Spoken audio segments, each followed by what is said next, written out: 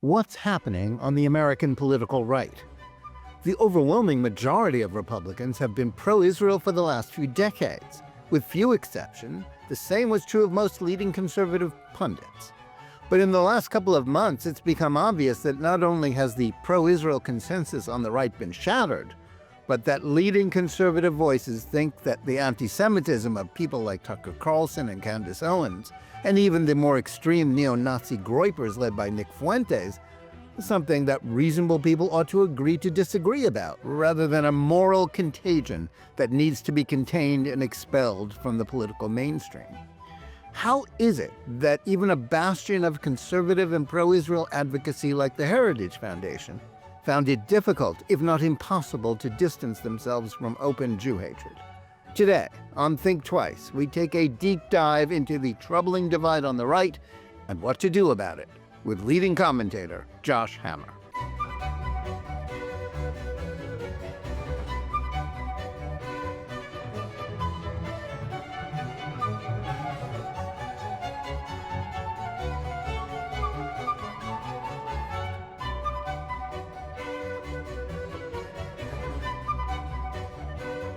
Hello, and welcome to Think Twice. Today we have an important conversation for you with commentator Josh Hammer about the troubling rise of anti-Semitism on the political right. But before we start today's program, I want to remind you, as always, that in addition to Think Twice, there is a Jonathan Tobin daily podcast where I share more news and analysis with you about the most significant issues we're facing today. You can find the daily show under Jonathan Tobin Daily on the JNS channel, wherever you get your podcasts. And now, to today's program. For those who closely followed the work of former Fox News host Tucker Carlson, there was never much doubt about his hostility to Israel. But in the last year, after he platformed a Holocaust denier on his new show, and then invited on it anyone who would bash the Jewish state, no matter whether they were on the right or the left, the toxic nature of his impact on the conservative ecosphere became obvious to anyone. But after he brought on the neo-Nazi Groyper Fuentes for a friendly interview, something else became apparent. Rather than condemn the dark turn in his commentary, many leading conservatives, as well as the leading think tank on the right, articulated a position that held that opposing gatekeeping, shorthand for trying to confine extremists to the political fever swamps, was more important than opposing anti-Semitism, let alone unfair attacks on the state of Israel. How is it possible that so much of the conservative ecosphere is willing to be neutral about Jew hatred if it means they can avoid a fight with someone who is supposed to be on the same side of the political aisle with them? How did a movement that looked to the late Charlie Kirk for leadership manage at one and the same time to treat Kirk as a secular saint, and yet allow his pro-Israel legacy to be distorted to some degree by anti-Semites? And what does it say about American conservatism that indifference or even sympathy for Carlson is so great? Has it been hijacked by those seeking to sabotage it with hatred, or is this an endemic problem that was ignored for far too long? One person who has been thinking a lot about these questions is Josh Hammer, who is not only friendly with Kirk and the leaders of the Heritage Foundation, but is himself a leading voice on the political right. And we're pleased to have him back with us today to discuss it all. Josh Hammer is senior editor-at-large of Newsweek, as well as host of the Newsweek podcast, The Josh Hammer Show, and the daily podcast, America on Trial from the First. His legal scholarship and commentary on politics and culture has been widely published, and he's the author of Israel and Civilization, The Fate of the Jewish Nation, and the Destiny of the West, which was published earlier this year. Josh Hammer, welcome back to Think Twice. It's a pleasure as always, John, and thanks for having me. Well, Josh, thanks so much for taking the time to join us today to discuss what's been happening on the right since the murder of Charlie Kirk, and the way Tucker Carlson sought to mainstream anti-Semitism. So let me start by asking you, is this something we should have seen coming, or were you as surprised as I was, not so much by what Carlson or what even crazier anti-Semites like Candace Owens have been saying, but by the way their hate, anti-Semitism, and extremism is something that a lot of influential people on the right greeted with indifference and neutrality rather than outrage? Yes, I have been somewhat surprised by it. I think that is an accurate way of answering the question. I mean, for lack of a better description there.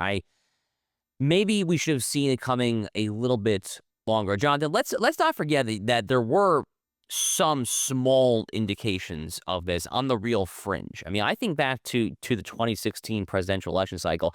That's when I first heard of Nick Fuentes, by the way. Fuentes was even further out there than, I mean, any of these guys. I mean, he's literally an unapologetic fan of Hitler. Fuentes, he burst on the scene in certain online circles back in 2016. It's actually when I first blocked him on Twitter. It was all the way back then. I actually remember, so I graduated law school in the spring of 2016. I moved to Texas to start practicing law in August that year. Just after I moved to Texas, I remember waking up one morning to just a torrent, a stream of gas chamber memes and Nazi tweets directed at me. So this was in 2016. So there were some indications of this back then. The difference is that back then it was really, really, really on the fringe. And it stayed in the fringe for a very, very long time. So no, I did not necessarily see this bursting out quite as much as it has. I mean, really since October 7th, but with increasing ferocity just over the past few months, especially escalating since the assassination of my friend Charlie Kirk. So it has definitely caught myself off guard in terms of the ferocity and the seemingly no limits nature of it. I'm not sure that we've reached kind of a logical limiting principle to see when this might tone down. There are some green shoots. I do have some reasons for being cautiously optimistic. Maybe we'll get to that in a little bit there. But I will say that I've definitely been caught off guard by the extent of the ferocity, yes. Yeah. So before we drill down into what happened for example, at Heritage, let's discuss the late Charlie Kirk. You're someone who knew him. You were friends with him. You were communicating with him, I believe, not long before he was murdered. How is it that someone who was a proud friend of Israel, a Zionist, a Christian Zionist, and an opponent of anti-Semitism is being portrayed by many on the right, or at least some people on the right, as in line with their own anti-Israel and sometimes even anti-Semitic positions? How has his legacy been sort of hijacked in this way? So it's ludicrous, is the first thing to say. It's simply preposterous. The internet is rife. The internet archives, the eternal internet archives, Jonathan, are replete with videos, oftentimes viral, emotionally stirring videos of Charlie Kirk condemning anti-Semitism, of eviscerating Hamas and Hezbollah, of blaming radical Muslims for the strife and the madness in the Middle East there, of standing over and over and over again with Israel, of defending the Jews' right to live in Judea and Samaria, aka the quote-unquote West Bank. I mean, there is a long, long, long track record of this. Now, the fig leaf of truth that the bad faith actors are glomming onto is that as the war between Israel and Hamas dragged on, Charlie did become skeptical of the way that Prime Minister Netanyahu was conducting the war. That is not to say that he was anti-Israel at all. I mean, again, even just this year, just a few months before he was murdered, he penned a beautiful letter to Prime Minister Netanyahu. That letter was actually sent to his office back in May. I read it back in June or July. His staff showed it to me. It was made public in September after his assassination. He literally begins this letter, and it's Jonathan. It's a tough love letter. It's basically saying, as someone who loves you, who wants you to succeed, you're losing the information war. Here's why. And it was very critical. And honestly, I agreed with a lot of the criticisms of the PR and information war. But the opening line of Charlie's letter was, I'm paraphrasing here with a very close paraphrase, as a Christian, one of my foremost joys in life is befriending Jews and defending the state of Israel. I mean, he was a genuine Christian Zionist. I mean, he posted a photo of himself at the Kotel of the Western Wall just about a month after October 7th, so November 2023, wearing a kippah, hand on the wall, with one of the verses from the Torah that is most quoted by Christian Zionists is Genesis chapter 12, verse 3, where God says to Abraham that he will bless those who bless you and curse those who curse you. That's the quote that Charlie put there on the wall. So when folks like Tucker say that they hate Christian Zionists more than anyone in the world, they're talking about, among others, about Charlie Kirk. Charlie was the indispensable Christian Zionist of his generation. But he wasn't just a Zionist, Jonathan. The remarkable thing about Charlie's legacy is that he was also just a defender of the Jewish people period. Like, he loved the Jewish people. He loved all that the Jewish people gave to the world. I mean, this is a man who in his formative years studied Torah with Dennis Prager. He was guided by other Jewish mentors like the late David Horowitz. He kept his version of the Shabbat. His book actually should be coming out posthumously here very soon, literally this month, December 2025, sometime there. He turned his phone off from Friday night to Saturday evening there. And if you look at his videos in the past 2 years as the on-campus anti-Semitism skyrocketed, there's all these videos of him not getting bogged down necessarily into the XYZs of urban warfare in Gaza. He did that too, but he was defending the Talmud. I mean, he became the Jewish people's greatest on-campus defender. It was a truly bizarre, weird world, honestly, where this 31-year-old evangelical Christian became the greatest on-campus defender of the Jewish people. It was really, really wild stuff. But they're latching onto this tiny, tiny fig leaf, which is where he became skeptical of some of the ways that Netanyahu was prosecuting the war. And by the way, Jonathan, if you were to ask Charlie what policy of Netanyahu's he disagreed with, he would never have opposed Netanyahu from the left. He was not going to take like a Yair Lapid, if not now, type position and say, stop killing Hamas terrorists. That wasn't his stance. But he was fed a lot, I think, unfortunate misinformation from some folks around him, probably like Tucker, to be honest with you, and people like that there. And he became critical of Netanyahu on some less than substantive grounds, kind of like his mannerisms, his leadership style, all of that. So they're taking this tiny fig leaf and just running like thousands of miles with it, but it's a desecration of his memory, frankly, which is why that I've been so heavily involved in pushing back every way I can. Yeah, I think the point to emphasize here is that, a lot of supporters of Israel are not, cheering for every single thing that the Israeli government has done or Right. would do. It's never about, criticism of Israel. Of course, as I like to say, 10 million Israelis get up every day and criticize their government for one reason or another, just as 330 million Americans get up every day and criticize their government. The question is, do you believe that Israel has a right to exist and a right to defend itself? And Charlie Kirk was an unambiguous yes to those. And yet, we have people, not just Tucker, but people like Megyn Kelly, whom I'll get back to later more, are saying, he was, saying, Charlie was with us in our being fed up with, this 2-year war. We're bored with it. We want it to be over. That's created the impression that he had his support for Israel had like public opinion, among, if you look at the polls of younger Americans, that he was disillusioned with Israel. Did you ever get that impression, whether he agreed with every measure that the IDF was taking or how the course of the war had gone, that he was in any way disillusioned with Israel? Well, he wasn't disillusioned with the cause of Zionism. I mean, he was an ardent defender of the Jewish people's ancestral right to their homeland. I mean, his theology was really something of a throwback. I mean, I know that because we actually talked a little theology. I've also talked more theology with his spiritual mentor, Pastor Rob McCoy, who was the co-head of Turning Point USA's Faith Division. Pastor Rob was actually just in Israel a few weeks ago there. He's been making the rounds, doing some speeches and TV commentary. And Pastor Rob, is a wonderful man and truly wonderful human being. His son Mikey is the Turning Point Chief of Staff today. Pastor Rob is a genuine God promised land of Israel to the Jewish people, and it is theirs kind of guy. That is his take on the Christian theology, and therefore that's Charlie's take on the Christian theology, because this is his spiritual mentor after all. So Charlie was coming from a theologically and a spiritually very, very sound place. He was not one of these replacement theology, God forbid, Christians or anything like that. He was coming from a really, really, really pro-Holy Land, pro-Jewish people, pro-Land of Israel place when it comes to his theology. Now, again, did he have criticisms of certain measures and certain tactics? For sure. Was he critical of the Israeli foreign ministry or the IDF not being right on top of the latest anti-Israel narrative? For sure. He thought they were totally feckless in combating all the anti-Israel smears. Like many supporters of Israel who are Jewish. Yeah, exactly. Exactly. Very much so, right? I mean, these are the kind of things that he wanted to see. Now, here's where it gets a little more complicated. It gets a little more complicated because Charlie was, among other things, he was also really the conservative voice for younger millennials and Gen Z.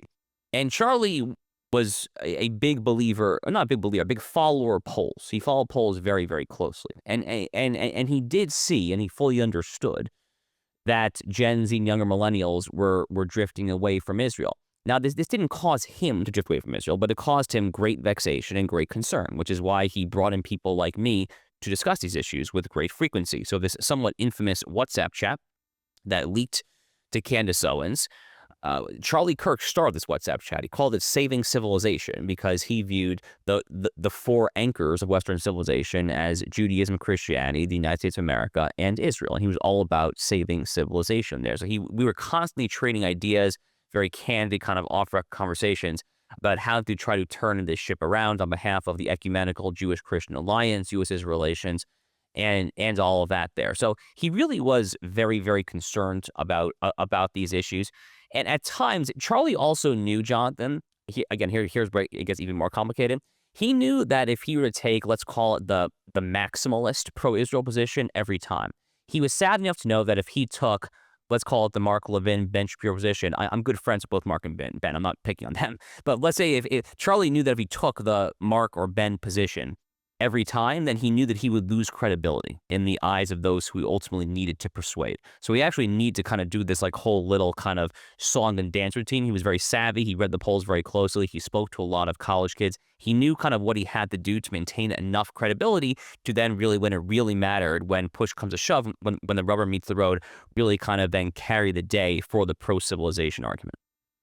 Yeah, let's jump ahead in this controversy, which quickly morphed from just Carlson having Fuentes on and, giving him a palsy-walsy interview to what happened at the Heritage Foundation. I know you know its head, Kevin Roberts, personally. Given how invested Heritage is in the fight against anti-Semitism and for Israel, why was Roberts and Heritage willing to choose preserving their ties with Tucker Carlson as a higher priority than taking a stand against beliefs that are the heart of that institution's reason for existing? What happened there? I don't know the answer, and I would like to know the answer. What I can tell you is what I've said both publicly and privately to Kevin Roberts himself, who I've known for years there. I told Kevin that he made an egregious mistake, that this was horrific. I mean, it was horrific for more ways than I could possibly count. I mean, the actual script of the video was written by someone who either literally is. And by that, the video that Kevin Roberts issued, in the early part of this controversy, basically saying, Tucker Carlson, right or wrong. Right. So this video essentially saying we stand by Tucker regardless with this Fuentes interview there. So whoever wrote that video, and it seems like it was his now former chief of staff, Ryan Newman. I mean, that individual is obviously either an anti-Semite or is cynical enough to use unmistakable anti-Semitic language in order to try to prove some sort of point. And Kevin, I mean, how he did not read that or how he did not understand that is baffling and somewhat beyond me. And his explanation in that town hall that leaked, where he said that I don't actually follow this very closely. I follow more sports.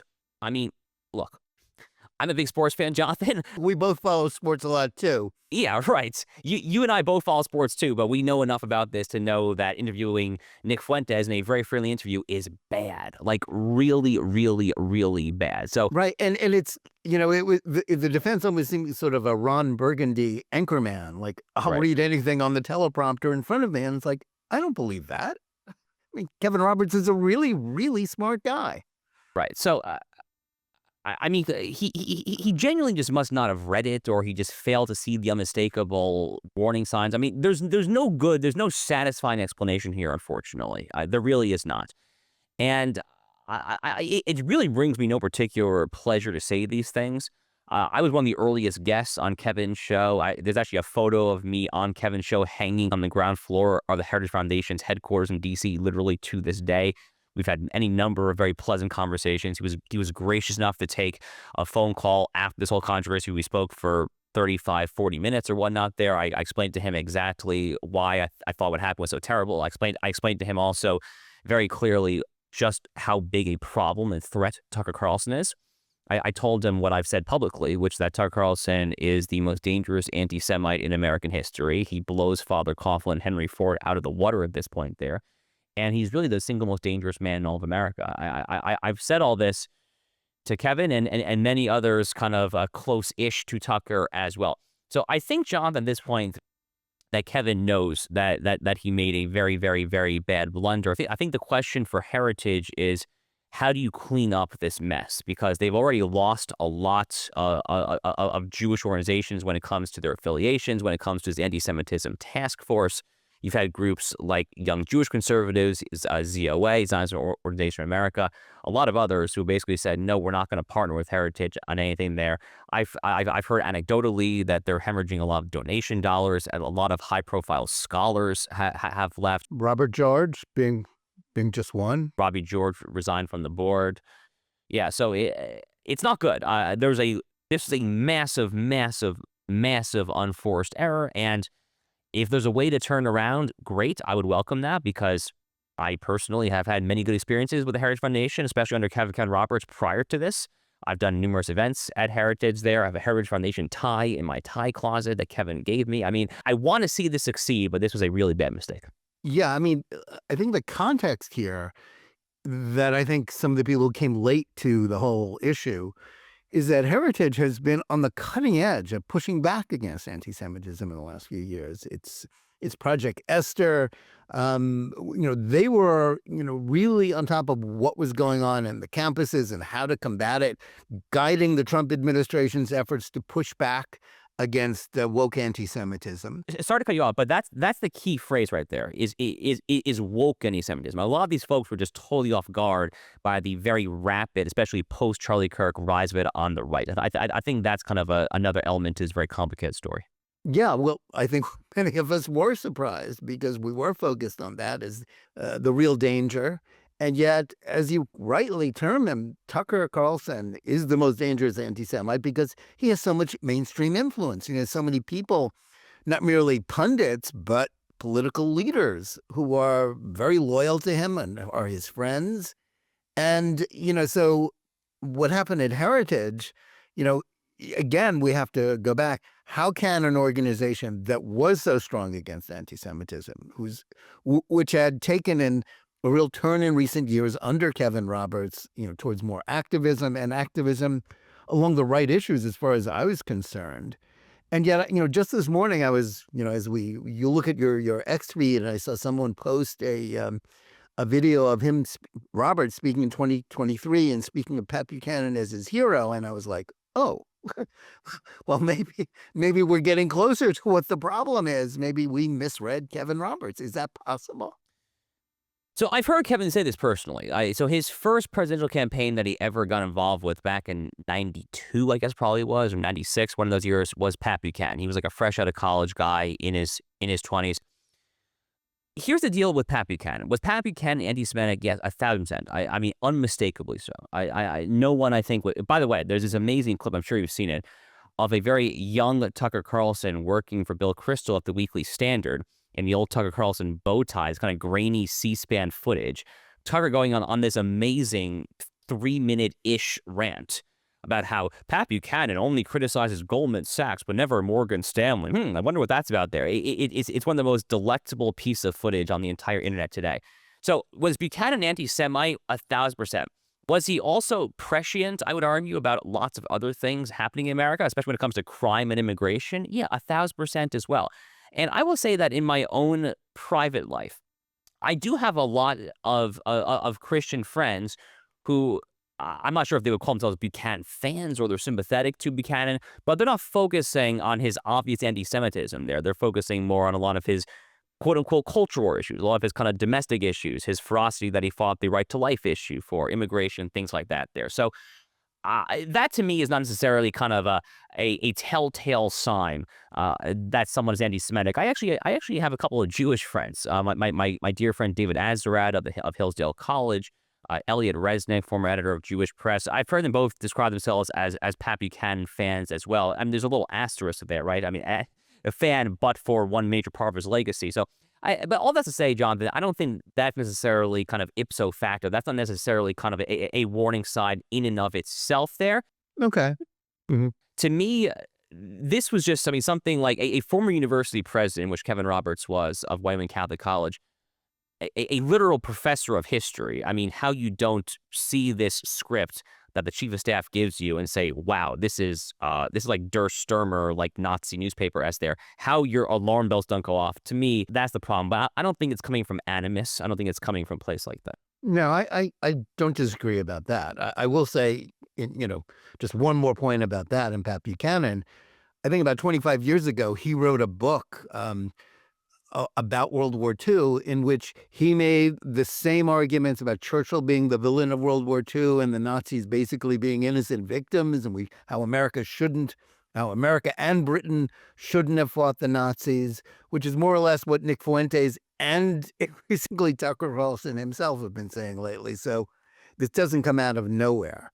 But let me move on to what I think is the big issue on the right about all of this, at least among those who are not really deeply concerned about anti-Semitism and supporting Israel, and that's this whole issue of gatekeeping. I mean, what's wrong with gatekeeping? And which is why have so many people on the right come to the conclusion that the right reaction to the left's anti-free speech positions is to turn a blind eye to hate mongers on their end of the political spectrum? So this is a wonderful question, and I think about this not just as a political commentator, not just a Jew, but also as a lawyer, actually, with a First Amendment background. So let me kind of explain all the various ways that. So, Jonathan, for many, many years, I was a vocal critic, actually, of those on the right who would drone on and on about cancel culture and things like that. The reality is that there are some views that actually do deserve to be canceled. I mean, if you support the cable news commentariat not giving equal airtime to David Duke on the one hand, and then fill in the blank on the other hand, then you believe in some form of quote unquote cancel culture. So what we're actually complaining about is that there are certain views that are being quote unquote canceled or deplatformed there. And what that calls for then is to get rid of this kind of procedural stuff and then defend the substance of the actual view, of the actual viewpoint that you sense is being deplatformed or canceled or anything like that there. Because the right has adopted the morally relativistic language of the left. But the reality is that if you're trying to conserve something, which once upon a time the right fancied itself as being interested in conserving and preserving the Western inheritance, the biblical inheritance, the Judeo-Christian tradition, American constitutionalism, and all the above there, if you seek to preserve something, it is axiomatic, or it ought to be self-evident axiomatic, that you have to draw boundaries. Because if you're seeking to preserve everything, then the irony is, what's the point? You're actually not preserving anything. You actually have to delineate. You actually have to draw boundaries. If you want to conserve, then you're making a deliberate distinction between that which ought to be conserved and that which ought not to be conserved. This actually, funny enough, might be deemed what ought to be canceled for the next generation and what ought to not be canceled, rather what should stick around for the next generation. So there's all this just incredible confusion, I think, in the way that many folks on the right speak about free speech, and they speak about it's like totally relativistic, free for all. My most charitable attempt at that is I think a lot of folks are overreacting to the big tech censorship fights.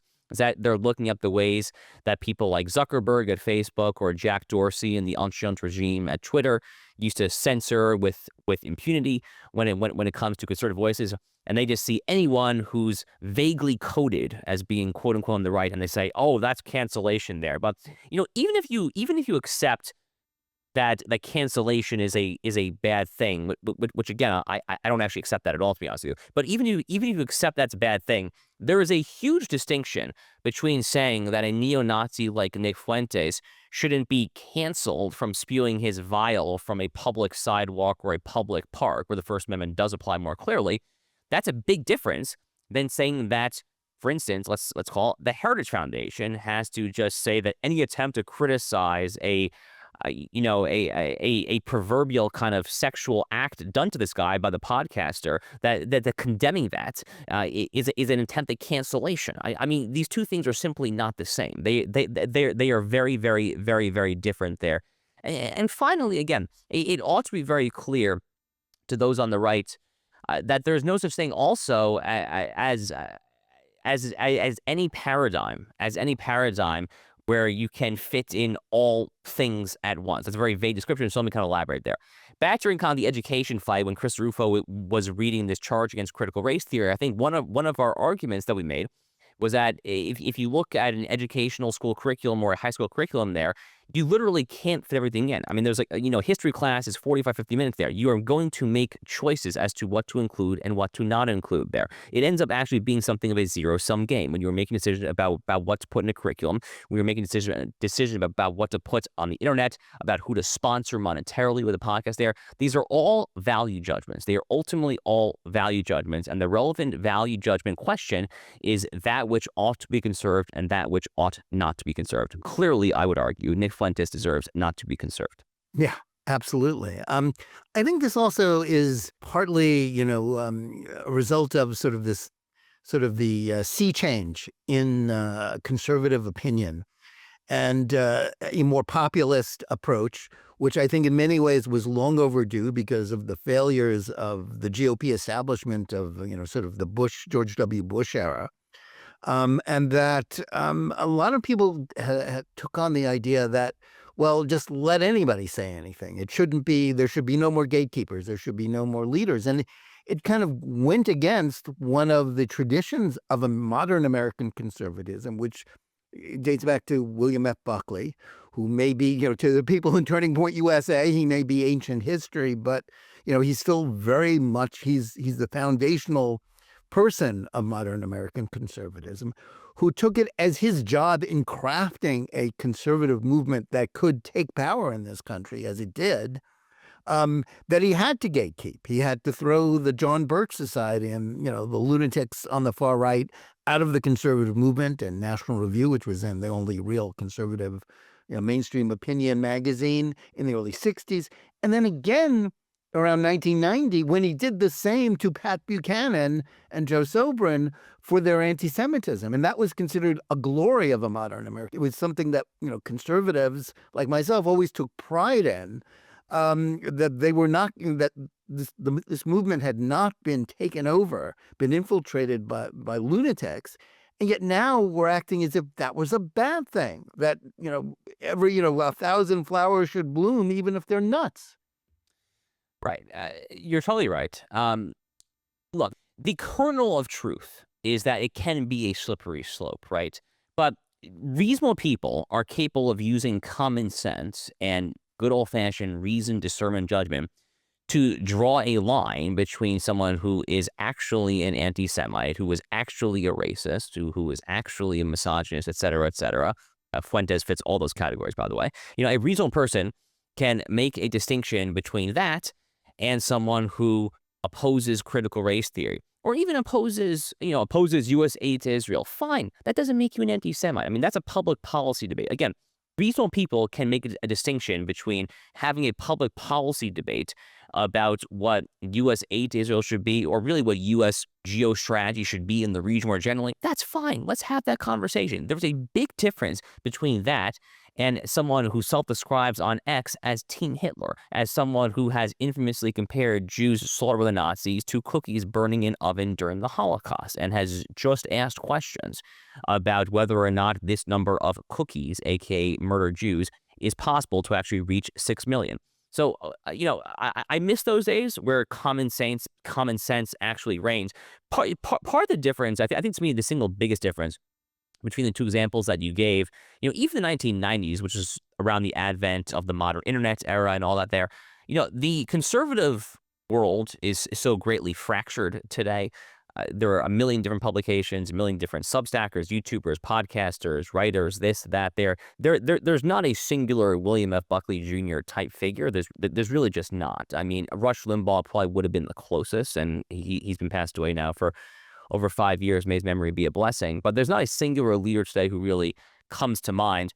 And I think that's part of the problem, honestly, is that there is not kind of a single generational conservative leader, and there's also not a publication that could have wielded the heft of a National Review back in the 60s or 70s either. So all those things are for better or for worse, very much missing today. Yeah, that's very true, and that leads me to my next question, which is about Tucker. He's someone who is, as you say, dangerous because he was a very mainstream figure not that long ago.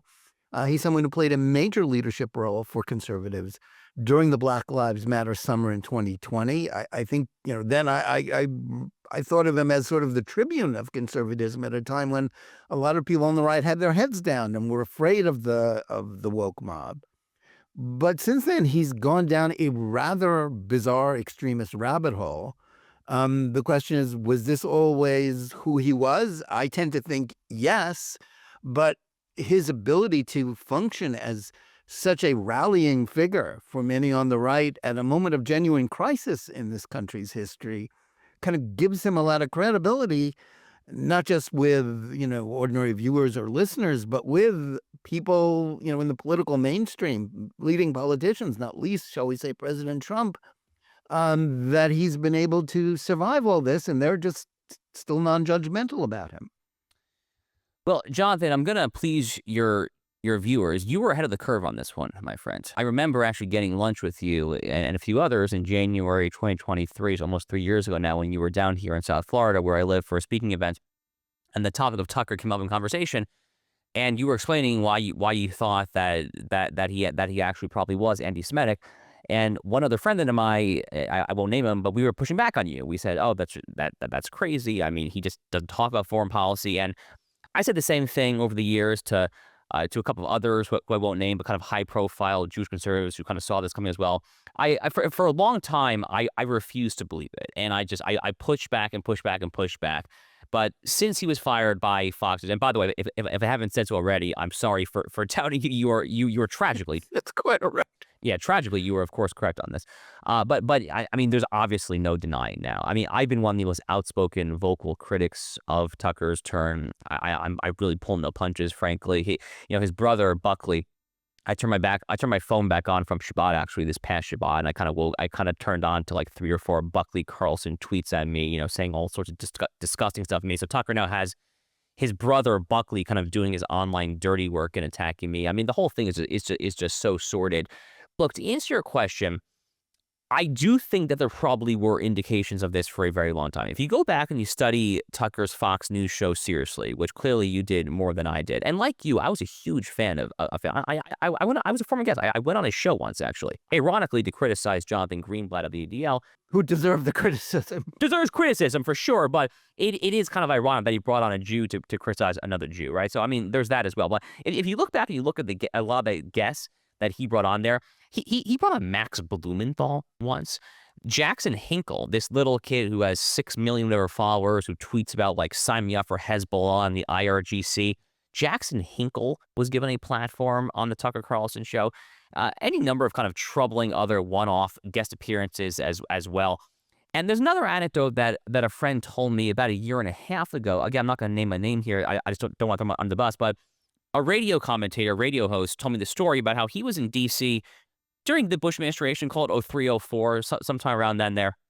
And he was getting lunch with a bunch of other, Reagan-era luminaries, people like Bill Bennett, folks like that. And apparently Tucker was in the bow tie, CNN Crossfire days. And apparently he comes in off a TV hit that didn't go well. And he walks into this lunch that my friend happened to be at as a young staffer in D.C. And the story goes that Tucker apparently just goes, the Jewish Israeli lobby, they got me. And apparently the room, like, their jaws like dropped. They're like, what did he just say? So, I mean, he apparently has had this. And I can't tell you where it came from, because his late father, Dick Carlson, was a Christian Zionist. I think he literally self-described that way, actually. He was he worked for FDD, worked for the Foundation for Defense of Democracy. He was absolutely a Christian Zionist. So there's a level of diabolical evil as well. What the Carlson boys, Tucker and his brother Buckley, are doing. There's a certain level of spitting on your father's legacy evil that's happening here as well that a lot of people are not even talking about there. So what exactly triggered it? I couldn't necessarily tell you. I mean, maybe something happened in his formative years, a bitter sentiment, resentment. I really couldn't tell you, honestly. I mean, angry ex-Jewish girlfriend spurns him. I mean, genuinely, like I don't actually know the answer there. Yeah, like, we don't really want to start shrinking his head here, but there are questions. But what we see today is unmistakable, and that's why I call him what he is, which is the most dangerous anti-Semite in American history. Yeah, and I think his obsession with Israel does provide us with a textbook case about how anti-Semitism is, as the great Ruth Weiss always taught us, basically about politics and power, not about garden variety hate, because it's the organizing principle.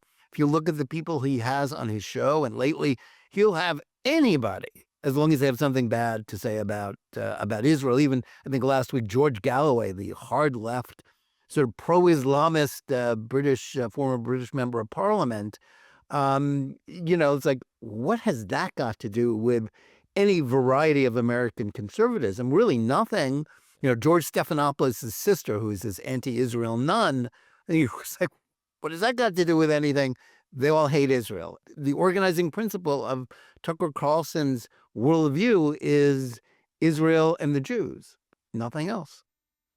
Yeah, for sure. I mean, there's too many examples to possibly count, right? It's really not. This is the scary part, Jonathan. It's really not just about Israel. If you look at what Tucker's trying to do, he's trying to write the Jewish people and, frankly, the Hebrew Bible, the Torah itself, out of the story of Western civilization. He's had two amazing slips in this regard that really kind of give away the whole game. So the first one was in August.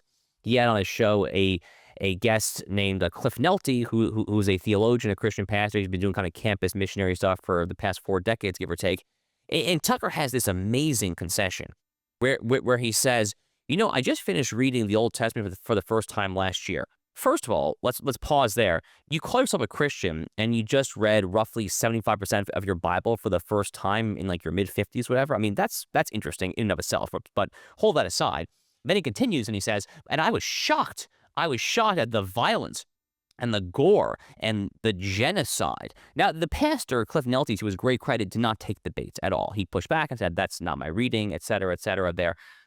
But ironically, Tucker calls Christian Zionist heretics. Ironically, in what he's saying is subscribing to literally one of the oldest Christian heresies in all of Christianity. Exactly. There's actually a 2nd century Christian theologian named Marcion of Sinope, who infamously said that the God of the Old Testament is actually not the same deity as the deity of the New Testament, and all the other early church fathers, including Tertullian, one of the most renowned of them. Tertullian wrote 5 books condemning this single idea, actually, and they formally excommunicated. They literally excommunicated the guy who said this, Marcion of Sinope. And this heresy that the gods of the Old and New Testament are not the same, has been one of the foundational heresies of Christianity for almost 2,000 years. And that's literally what Tucker is trying to resuscitate. He did the same thing in a conversation with Megyn Kelly, where he tried to say that only the New Testament built Western civilization. No, it didn't.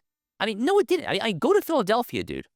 Literally tell me what's written on the Liberty Bell. It's Leviticus 25:10. Thou shalt proclaim liberty throughout the land and to all the inhabitants thereof. Benjamin Franklin wanted Moses crossing the Red Sea with the Israelites, with Pharaoh drowning behind the sea. He wanted that to be the national seal of the United States. Lincoln referring to America as an almost chosen people. There are too many examples to count. It's a preposterous information operation to try to write not merely the state of Israel out of Western civilization and its story, but also the Jewish people and the Hebrew Bible. The only silver lining I see when it comes to Tucker, Jonathan, is I do see more people starting to realize what's happening here. I really do. So I'll give you just one very concrete example, because you mentioned Charlie Kirk earlier. So one of Charlie's current producers, he's been kind of one of the rotating guests since Charlie's tragic assassination. One of his current producers is a former Tucker producer named Blake Neff.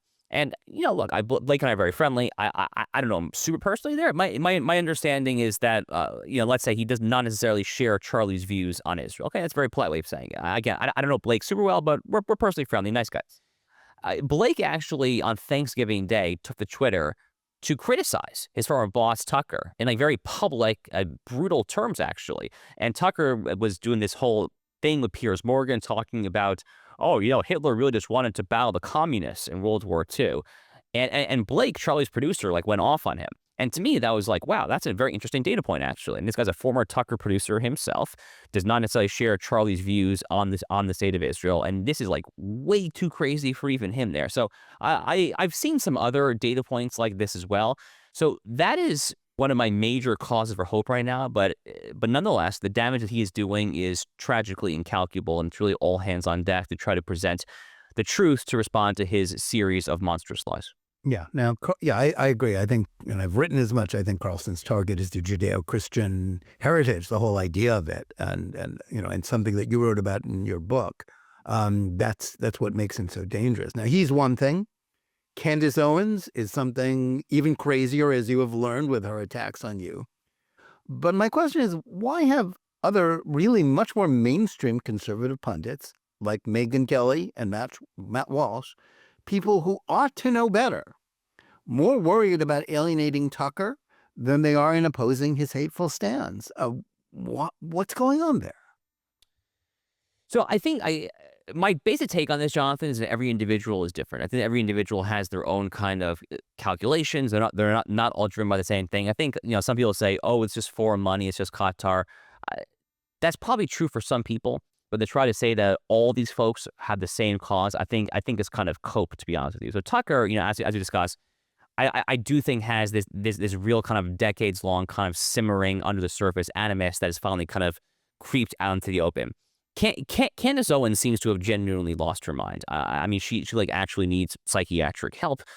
Frankly, the internet service provider in Nashville, where she lives, could do the world a tremendous public service and just cut internet to her household there. I wish her that she gets help there, because she is just, I mean, there's no sanity right now to what she's saying at all. Like literally none of it. It can come from a logically coherent place.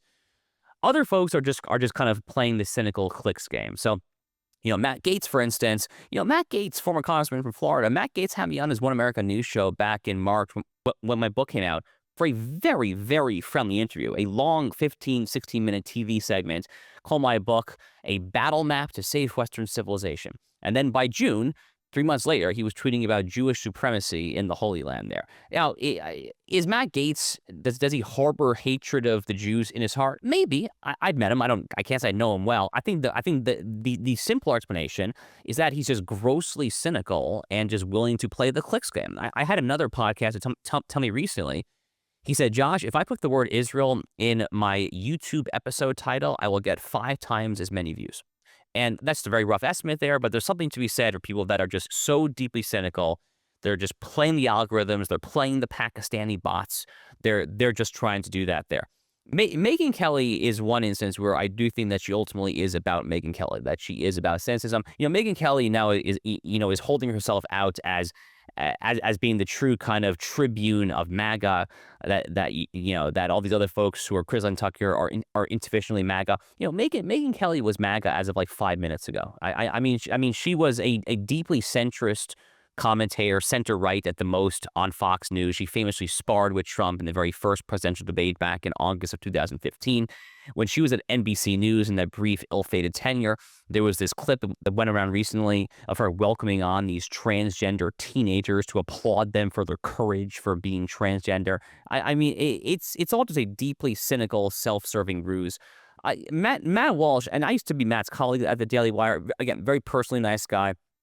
I think Matt is frankly just kind of out of his league when it comes, and not like his IQ league, like out of his comfort zone when it comes to talking about some of the stuff there. Matt is a culture warrior. I mean, Matt is the guy who who made the movie about DEI, or about what is a woman there. I mean that's his stuff there. So for Matt to try to like wade in on stuff kind of outside his lane, it's just not what Matt does, or at least I would like it to not be what Matt does there. I think that he's frankly just way out of his comfort zone. Kind of saying there between like guys, like let's all get along there.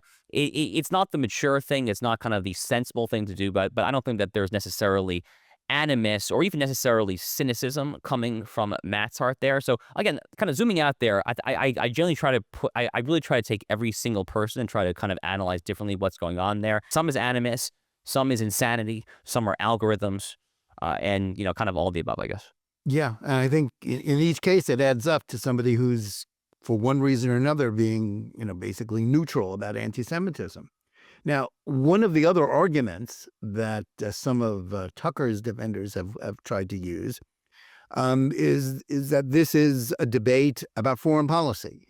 Is what we're seeking a new isolationism that is not America first or America only, or is there something darker going on there? Is that really a disingenuous argument Because as you say, we can talk about American involvement in the Middle East, what America should or shouldn't have done with Iran, but it goes a lot deeper than that, doesn't it?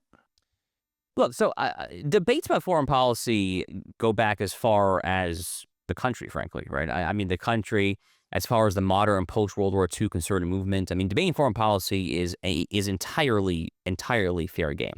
I think that's fair game to have on, let's call them, rational isolationist voices there.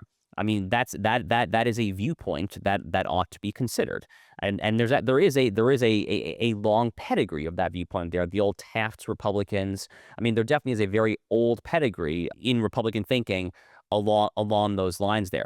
But surely, again, there is something of a boundary to kind of bring us back to our earlier topic. There's a boundary that ought to be drawn. And here, one such instance would be that there ought to be a very clear boundary. And by the way, Charlie and I discussed this a lot. We discussed both publicly and privately where to draw the line between a public policy debate when it comes to U.S.-Israel relations versus animus for the Jewish people. And by the way, the line is actually not necessarily always super obvious. This is where it gets complicated there. So, I mean, let's take AIPAC, for instance, there. I'm actually not a huge fan of AIPAC. I've been very critical of them in the past from a very different direction, to be clear, than a lot of the SJP kind of lefties, but hold that aside for a second there. A lot of these folks are just utterly obsessed with AIPAC, and that AIPAC controls the politicians in D.C. is demonstrably untrue. AIPAC, and the PAC doesn't even stand for PAC. It stands for Public Affairs Committee there. They recently added the political vehicle. Neither here nor there. But they say AIPAC controls D.C. politicians. If you actually look at their spending, it's about 198th or 199th. They're pygmies compared to, some of the pharma lobby or the oil lobby, Yes. or frankly, Qatar. Yeah, right, exactly. Literally everything that people say that Israel is actually what Qatar is. Yeah. That's kind of the brutal irony there. But again, hold that aside again. So the folks who are saying that AIPAC controls everything there, okay, I mean, like, are you going to make a substantive argument that AIPAC has too much power, or are you starting to say that the Jews, Tel Aviv controls the Pentagon, right? I mean, like, there is a murky line at times here, but generally speaking, again, I think to kind of use this common sense and general prudence and discernment, there are lines that can be drawn. Surely debating the utility and the value of U.S. aid to Israel is entirely fair game. These are hard-earned taxpayer dollars there. I mean, heck, I've been a critic, actually, of U.S. aid to Israel. I think it actually undermines, ultimately, both the U.S. and Israel in the long term. I'm not saying cut it off overnight or anything like that there. So that is obviously fair game. When you start talking about how the Hebrew Bible, the Torah, is not part of Western civilization, when you start saying that, maybe the United States actually should not have sided with Stalin to defeat fascism.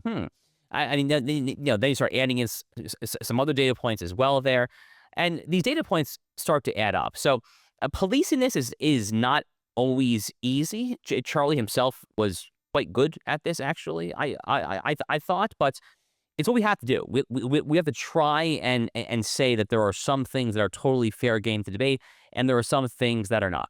So, is it defensible to have a conversation about what America's commitment on the world stage should be, whether we should have X number of military bases or not? Yeah, sure, of course there. Is it defensible to say that the Jews have ruined American foreign policy and therefore we have to go kind of Fortress America? No, I mean, no, that's not actually fair there. So I'm not sure exactly what to make of all of this neo-isolationist thought. In the beginnings of it, Jonathan, there were parts of it that I was sympathetic-ish to, with an emphasis on ish, because I do think that the Bush-era neoconservatives really did tremendously err in many respects there. But I've been focused for a very long time on trying to kind of chart a realist, nationalist, kind of centrist, prudential foreign policy. There are now a lot of folks that are trying to go to the other extreme, and that should be, in my estimation, should be combated and rebutted with the exact same ferocity and passion as the neoconservatives from 20 years ago. Yeah, I think that's right. I think we need a national conservative approach to foreign policy, and that is not the same thing as isolationism or the passion for democracy exportation, which characterized some of the neocons of 20-odd years ago. Now, the ultimate question about all of this is not so much Tucker, but where do we go as a people? What are Americans as a whole thinking? Now, the ultimate question is not so much who runs MAGA, since we all know that's just one man. That's Donald Trump. He's the one, as Marjorie Taylor Greene recently learned, he's the one who defines MAGA. But rather, who is voting for it? And the conviction of some on the right that even the views of Tucker and Fuentes are somehow mainstream among the young. A question to ask is, are young conservatives truly as prone to anti-Semitism and hate for Israel as Tucker and a cynic like Megyn Kelly seem to think? In this, is it a cynical push for clicks, or is it a fundamental divide that was always there and can't be papered over? I do not think that it is as massive a divide as a Tucker or a Megyn Kelly or Steve Bannon seems to think that it is. Look, I mean, Rod Dreher is a good friend of mine. Rod had this viral recent Substack post, and Rod's a great friend of the Jews, but he had this recent visit to D.C., and he was saying that he left thinking that 30 to 40% of young conservatives in D.C. are Groypers, which is the name for a follower. Yeah, I noted that in one of my columns as well. Yeah, that what he said. Right. That seems somewhat preposterous to me. That is not my sense there.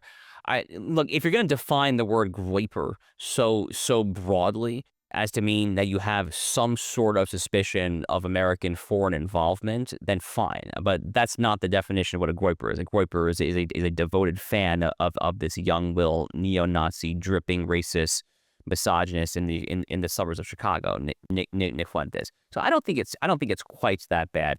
There are a number of other data points I think that I can point to. So, for instance, at the Turning Point USA Student Action Summit Conference back in July, the one where I debated Dave Smith that Charlie moderated on U.S.'s relations, they did a poll of all the attendees there at this conference. 3,500 to 4,000 attendees, big conference. Mostly young people, by the way. And they polled on various questions. One of them was, are you pro-Israel? They just kind of left it broadly phrased, are you pro-Israel? 73% said yes. So that's pretty good. Now, would that number have been higher a decade ago? 90%? Probably. But 73% that's not bad. That's not a reason to go cry yourself to sleep at night. And they also asked the question, this is right after the Operation Midnight Hammer strikes in Iran, so they also asked the question, did you support this? Did you support the B-2 bombers bombing Fort Dow and the other facilities? 86% said yes. So, okay. I mean, there's something to work with here as well.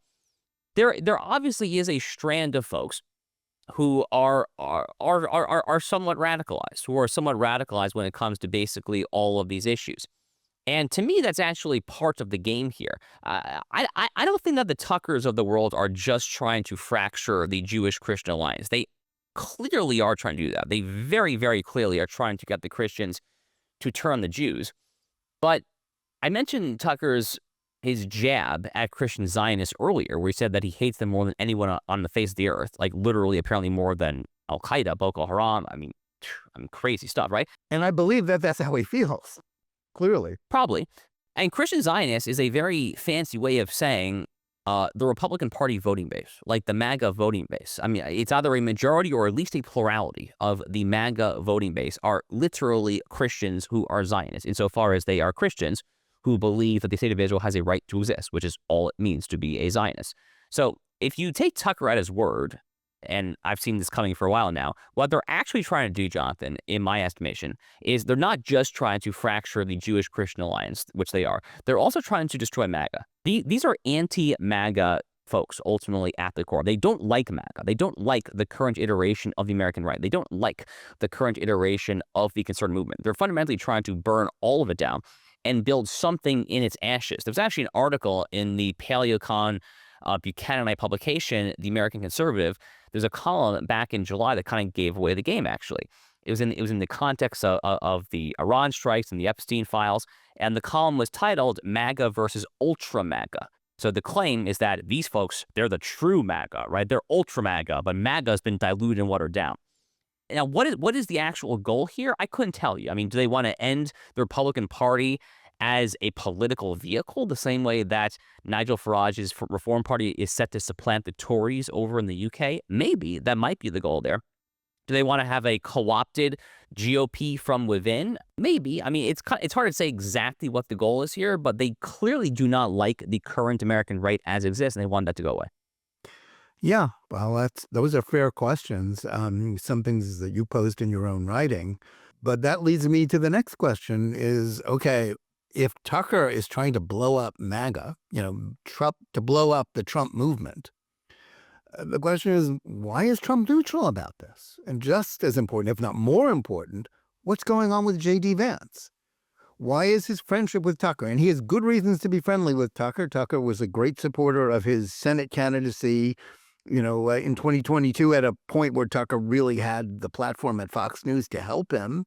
And then reportedly was a big advocate for Trump to choose him as his running mate last year, same as Donald Trump Jr.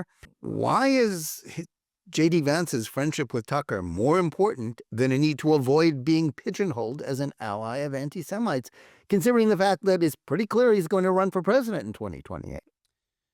So I'll take them one at a time. So Trump has actually criticized Tucker twice, if memory serves, during the whole Iran strike. He called Tucker Carlson kooky Tucker Carlson. There was some clip of him where he said, "Oh, if Tucker wants to be taken seriously, he should get a cable news show again." And related to that, Trump, Jonathan, let's recall, Trump's almost 80 years old. I mean, Donald Trump watches Fox News basically all day. I mean, he's not glued to his television, but he does have it on in the background there. Yeah, sometimes they make him go to work. Yeah, right. But he's not he's not as engrossed in the YouTube sphere or in the podcast sphere as people half his age. He's just not. In fact, again, I hate to do this again, but I don't want to name a name, but someone in this broader space who is much closer to Trump than I am, who had a conversation with the president at somewhat recently, and the president asked him, he said, is Tucker Carlson really still a big deal? Because he assumes that once you're off cable news, you're not really a big deal anymore, right? So part of that, I think, is that I don't think he realizes the magnitude of the threat. I genuinely don't think he fully realizes exactly what's going on there. And I don't think he pays super close attention, for better or for worse, frankly, to who Tucker Carlson has on his show. He probably barely knows who Nick Fuentes is, even though he infamously dined with him that one time at Mar-a-Lago with Kanye West, back in 2022. So I think Trump is basically kind of just clueless, what I'm trying to say, about this whole thing. JD is the much more complicated part of the picture. Now, you correctly say that Tucker was one of his big boosters for the Senate seat and for the vice president's gig. Tucker and JD are known to be, or at least have been, very personally chummy as well. So there's some sort of personal friendship there. Donald Trump Jr. is also known to be kind of part of that broader crew. And I've known JD on and off, not super well, but I've known on and off for some years now. He's a deeply, deeply loyal person. A lot of folks who kind of pull themselves up from the bootstraps, who come from this kind of hillbilly elegy background, there are certain kind of character traits that you can kind of see that a lot of them embody. And loyalty, especially as a U.S. Marine veteran, I mean, he is a big, big loyalty guy. So I think here he's taking that loyalty to a fault. He's taking it too far. He's taking that personal loyalty quite a bit too far, and frankly, just kind of categorically refusing, whether by just intense loyalty or kind of just maybe tunnel vision. I don't know. I think he's just refusing, for one reason or another, to see and to understand Tucker for what he is. The other thing that is probably happening here, and I hate to say it, but there is some probably 2028 finagling here. JD seems to spend a good amount of time on Twitter, honestly, these days. Maybe too much time, honestly. He tweets a lot. And if you spend this much time on social media, it is possible. Well, he is vice president, mind you. Right. And if you spend this much time on social media, it is possible that you might think, as others like Matt Gaetz have thought, that there is a very massive, massive, massive anti-Semitic, frankly, anti-American constituency. So you might see some sort of kind of cynical finagling here as well. But it's not ultimately sustainable for the vice president. And it's not ultimately sustainable to him for multiple reasons, but the most obvious of which is that Nick Fuentes has come after him personally in the most disgusting terms imaginable. He's called him a fat race traitor for marrying his beautiful wife, Usha, and they have amazing children there. So, I mean, I would like to see both of these men. I would like to see both the vice president and the president say something about this. I'm not asking for much, but some sort of kind of, Oval Office, sit down on the Resolute desk, look into the camera, say something. I mean, say something about this there. I'm not even asking necessarily for, for JD to say, I formally renounced Tucker Carlson. That's not going to happen. Okay. I mean, my expectations are realistic. I'm not necessarily hoping for something that's just not going to happen there, but something to condemn in no uncertain terms Fuentes, Groyperism, the rise of anti-Semitism, something along those lines, I think is frankly more than called for at this particular moment. Yeah, I think that's not asking too much. And it's clear that Tucker and a democratic socialist anti-Semite like Zohran Mamdani have a lot in common. I don't want to go a whole program of Think Twice without mentioning, the threat from leftist anti-Semites. But it's troubling that there are a lot of people on the right who are comfortable with joining forces with radical leftist Jew haters and Israel, in spite of the fact that they keep saying that their main goal is to just oppose the left. When in fact, in this, confirmation of the old horseshoe theory of politics, they're joining forces with them. They are helping the left on this issue. They are. I mean, they're useful idiots of the same red-green alliance, Jonathan. That's kind of what it boils down to, is that you have this red-green alliance of Marxists and Islamists who are threatening to overthrow Western civilization. People like Zohran Mamdani are really kind of the singular encapsulations of this there. And if you look carefully enough, you start to see it, right? Because Tucker has actually been, among other things, he's actually become an apologist for the Muslim Brotherhood and for Sharia law. There's this amazing clip of Tucker talking about Sharia law a few months ago, where he's saying, oh my God, Abu Dhabi and the UAE and Riyadh and Saudi Arabia, oh, they're beautiful cities. Sharia law can't possibly be that bad, can it? I mean, he actually said this thing. He actually said this. His major funder, Omi Malik, was just over in Doha, Qatar, for a major conference, praising Qatar. By the way, Tucker's interview with the Qatari Emir, which is a total fluff interview, was apparently bought and paid for. We know that because there's a mom-and-pop consulting firm called Illuminate Advisors in Northern Virginia that on their FARA registration form listed that they were being paid exorbitant amounts of money from the Embassy of Qatar, and their one listed product on their FARA government form was that they helped their client, a.k.a. the Qatari Embassy, get this interview with the Tucker Carlson show. So he's airing bought and paid for Muslim Brotherhood propaganda. I mean that's like actually not an exaggeration there. So at some point, what difference is that between him and Zohran Mamdani, who's also offering Muslim Brotherhood, aka pro-Hamas propaganda? I mean, really, when you look at some of these individuals, again, Charlie was big on this notion of you're either on team civilization or you're not. You're either on team civilization or you're on team barbarism. Are you with the good guys, the bad guys? Are you with Western civilization or against it? That's why he named our WhatsApp chat Saving Civilization. It's kind of getting at this very point there.